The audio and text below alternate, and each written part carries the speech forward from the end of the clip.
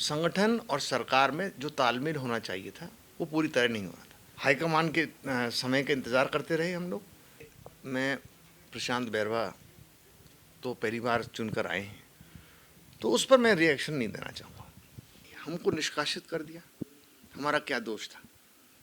हमको हमारे पदों से हटा दिया, उसकी भी हमें चिंता नहीं, लेकिन हमको पार्टी से निष्कासित किया, उसका दुख है। ये है टॉक्स न्यूज नेटवर्क और आप देख रहे हैं पॉलिटॉक्स, राजनीति का कच्चा चिट्ठा। राजस्थान की मरुधरा में चल रहा सियासी संग्राम अब अपने अंतिम विराम की ओर है। इसी बीच हमारे साथ बात करने के लिए मौजूद हैं पूर्व मंत्री विश्वेंद्र सिंह जी। विश्वेंद्र जी, मुझे ये बताइए कि सबसे पहले कि ऐसी भी क्या नाराज़गी थी कि उसे दूर करने में पूरा 1 महीना लग गया, और 1 महीना तो हुआ और उसके बाद में एक ही दिन में आपकी नाराज़गी पूरी की पूरी तरह दूर हो गई। देखिए, ऐसा है कि मैं मंत्री होने के साथ साथ यानी सत्ता वरिष्ठ उपाध्यक्ष भी था। उसमें पिछली जो पायलट साहब जब अध्यक्ष थे, प्रदेश अध्यक्ष, तो संगठन में भी था। और जो समस्याएं आ रही थीं वो ये थी कि संगठन और सरकार में जो तालमेल होना चाहिए था वो पूरी तरह नहीं हुआ था। इसलिए हम लोगों ने ये फैसला किया कि क्योंकि कांग्रेस इतनी बड़ी पार्टी है कि हम हाईकमान को के पास जाकर के अपनी समस्याएं रखें कि जनता के लिए जो काम मैनिफेस्टो में जो वायदे हुए थे उनकी क्रियान्वयन के लिए थोड़ा एक ऐसा सिस्टम रखें कि एक तो तालमेल बढ़िया बने और ज़्यादा से ज़्यादा अपन लोग उसमें क्रियान्वयन अति शीघ्र कर सकें। हाईकमान के समय का इंतज़ार करते रहे हम लोग। हाईकमान भी बिजी है, उनके पास भी बहुत पूरा देश है संभालने के लिए। पूरी कांग्रेस पार्टी है जो पूरी सबसे पुरानी राष्ट्रीय पार्टी है, तो उसमें हम लोग लगे थे। और हाईकमान ने हमारी बात सुनी। माननीय प्रियंका जी आई, माननीय अहमद पटेल साहब आए, माननीय वेणुगोपाल साहब मौजूद थे। 2-2.5 घंटे मीटिंग चली और जो भी हमारे ग्रीवेंसेस थे वो हमने रख दिए कि कार्यकर्ता हमारी रीढ़ की हड्डी है। आज मैं भी कार्यकर्ता हूँ, चाहे कितने बड़े पद पर रहा हूँ या आज हूँ एमएलए, तो कार्यकर्ता के रूप में हूँ, कनिष्ठतम कार्यकर्ता। और हमारा कर्तव्य है कि हम कार्यकर्ताओं का पूरा सम्मान हो, कार्यकर्ताओं का पूरा काम हो, और ये जिम्मेदारी हम लोगों की थी, तो इसलिए हम लोग वहाँ दिल्ली गए थे। सर, आप ही के एक साथी विधायक प्रशांत बैरवा का बयान था कि नाली की बताकर कुएं में कूदा दिया, और पार्टी आप ही के साथ के कुछ ऐसे लोग भी हैं जो जयचंद बने हुए थे वो रायचंद बन गए, तो इस पर आप। देखिए, मैं प्रशांत बैरवा तो पहली बार चुनकर आए हैं। उनकी बात पर मैं 33 साल हो गए राजनीति में। 3 बार सांसद रह लिया, 3 बार विधायक रह लिया, मंत्री रह लिया, आपका ज़िला प्रमुख रह लिया, ग्रास रूट से शुरू करी है। तो उनके बयान पर तो मैं कोई कमेंट नहीं करना चाहूँगा। और जो भी बयानबाजी हुई है वो हमारी तरफ से कोई बयान, आपने ऐसा अशोभनीय कोई बयान सुना क्या? चाहे पायलट साहब की तरफ से या हमारे किसी भी जो हमारे साथ साथी गए थे हाईकमान से मिलने, उनके आपने माध्यम से कोई ऐसा अनर्गल बयान कोई सुना क्या आपने? तो उस पर मैं रिएक्शन नहीं देना चाहूँगा। सर, आप ही की तरफ से कहा गया एक ट्वीट करके कि अगर हमारी बातें मान ली जाती, हमारी मांगें मान ली जाती, तो सरकार अल्पमत में ना आती। और आज ही सुबह मैंने आपका एक इंटरव्यू सुना था, उसमें आपने कहा कि हम सरकार के साथ हैं, सरकार कभी अल्पमत में थी ही नहीं। तो इस पर क्या? नहीं, मेरा कौन सा ट्वीट आया अल्पमत में आ गई? मेरा तो कोई ट्वीट नहीं आया अल्पमत में आ गई।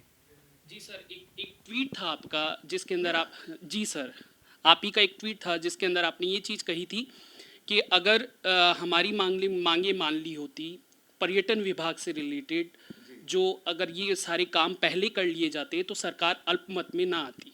देखिए, ऐसा है, अल्पमत में आने का मतलब ये है कि हम लोग को जो बातें सुननी पड़ रही थी, हमको निष्कासित कर दिया, हमारा क्या दोष था?